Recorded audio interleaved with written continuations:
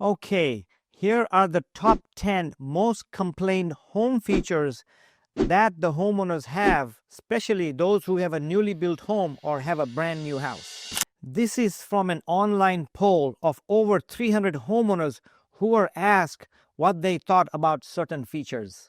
Okay, coming in at number 10 is the split vanity. I was really surprised when they saw that. I have in my bathroom two sinks, separate sinks, but it has an attached counter. But to my surprise, they don't like when two sinks have a gap in between. It could be because it wastes some space between the two sinks or between the two vanities. It could also mean that there is less storage and it may require more cleaning. Comment below what kind of sink do you have or what kind of vanity sinks do you prefer, single or double with a space in between or no space in between. Let us know and please share. Coming in at number 9 is open floor plans.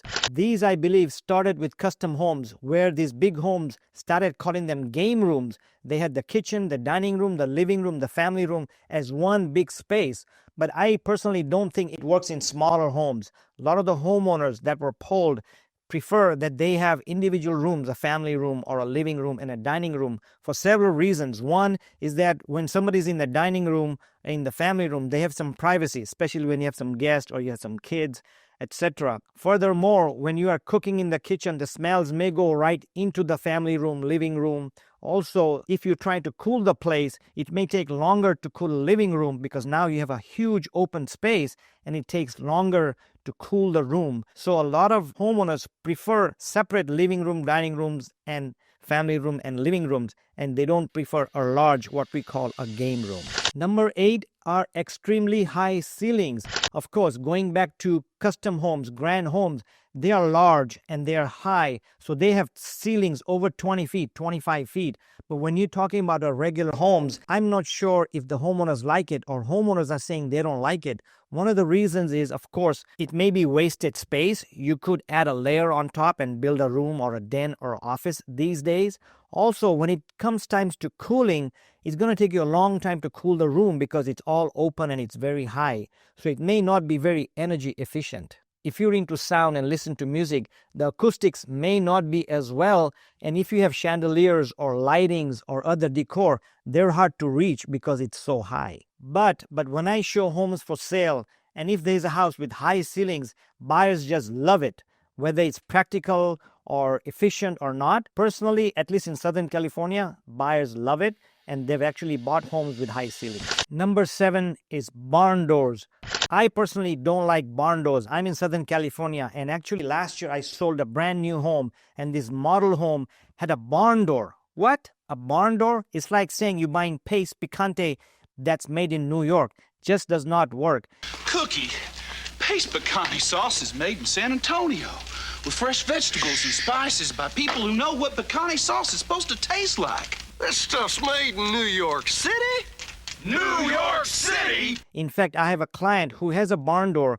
When I went to list a property, I personally complained about the barn door because number one, it looked flimsy. When you close it, it makes noise, and it's just not kosher in Southern California.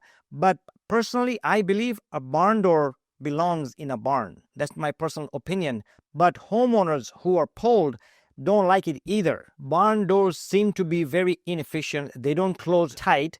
They have a big gap on the floor when you slide it. The door, when you slide it, is flimsy. So personally, I'm not for barn doors. Let me know what you feel about barn doors. Number 6 are Holocore doors are nothing but styrofoam or cardboard inside. So they're pretty cheap, they're pretty light, and they are pretty much not sound resistant. So many of these homes may have these Holocore doors, and they may be appropriate in certain areas like a closet door or maybe a bathroom door or other areas. But when you have a dining room, living room, private bedrooms, you probably don't want a Holocore door. You probably want something more sturdier, so it's soundproof and it's also more energy efficient. So Holocore doors are just what they are. They're cheap. They look cheap, they feel cheap. Number 5 are TV over the fireplace. So when you are watching TV and you're sitting on the sofa, you're actually looking up and you actually have neck pains. I know I go to my friend's house and they have a TV higher, much higher, and every time I watch TV there, my neck is sore. So one of the things you could do is either make the fireplace linear, lower the fireplace so you can lower the TV, or the better thing to do without changing your fireplace and spending all that money is if you go to Amazon, there are racks. Those are called pull-down TV racks where the TV comes out and points down. So it makes viewing easier and much more comfortable. So let us know what kind of TV that you have or fireplace that you have and what you did to remedy that situation. One of the concerns that you should have, especially when you have TVs over the fireplace, is there might be smoke and there may be heat damaging the screen and other parts inside the TV. Number 4 is microwaves over the stove. Now, this is really inconvenient for a couple of reasons. Number 1, I'm not that tall, but especially for tall people, when you're cooking, the microwave is right there. And also the exhaust fan is right there. So when the exhaust fan is on, when the microwave is on, it makes a lot of noise, gets into your ears. The other thing is when you are boiling something and cooking something, all the oil splashes or the water boiling, it goes into the microwave oven and it may not be safe or it may damage the microwave oven. Pretty much it is inconvenient. What people prefer is a separate microwave either on the side or on the counter or even built-in microwaves, which by itself is not that preferred either. Most people that I've talked to prefer a microwave that is not above the stove, but it could be on a side cabinet or even standalone by itself on a counter where it's convenient and close to everything. Most homeowners would prefer a nice exhaust fan right over the range that is efficient, silent, and quiet. Coming in at number 3 are Jack and Jill bedrooms. Most of these are usually upstairs, and a lot of the homeowners prefer if they have kids. The issue is a lot of the kids fight for the bathrooms because it's Jack and Jill and there's 2 entrances and you don't have any privacy. Furthermore, when the kids gets older, you still have that privacy issue. Most people prefer single bathrooms. So if you don't have the budget for it, you can make them into, keep them as it is. Or if you have the budget for it, change them into 2 bathrooms or 1 great bathroom. And then of course, people have to wait to get into the bathroom. But if it's not a large family, that should work out. But we still today, even in Southern California, a lot of the newer homes still are doing Jack and Jill bathrooms. And I'm just wondering when they will stop doing that, because most people who buy these prefer not to have Jack and Jills. So just waiting when these styles get out of style. Coming in at number 2 are freestanding hot tubs. I was actually surprised to see this poll. Most people love freestanding hot tubs. When you go to new homes and you preview these, a lot of these have them. The issue with the hot tubs is that number 1, it's expensive to put it on its own. It costs extra plumbing work. Furthermore, you need to have a larger bathroom to have a hot tub. And if you have a bathroom and if you do put a freestanding hot tub, it takes away a lot of room. Personally, I think they're not very efficient. They take away room. When you use it, it's going to splash water. And number 2, when you come out of the tub, there's going to be water all over the place for you to go to the shower. So my personal opinion is that they're not very efficient. They're expensive. They take up too much room. And the homeowners say that they don't like it or they prefer not to have it. Let us know what your preference is on hot tubs. They do look great. They're good selling points, especially when I show homes. People love it and they probably want to have it.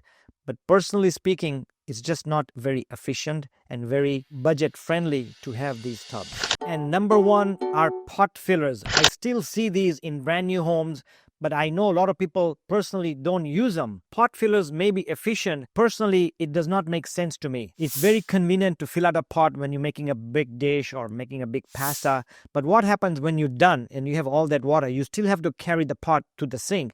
So it just does not make sense to me. Furthermore, I've also seen issues with plumbing when you have pot fillers. To fix it, it's a big deal. You have to cut into the wall. If you have to go behind the wall or the front of the wall, it's a very expensive thing to fix. And issues will come up because anytime there's water and piping, there'll be leaks. I can see pot fillers in restaurants or big homes where they have a lot of big family and they do cooking a lot, or 2 or 3 families staying together.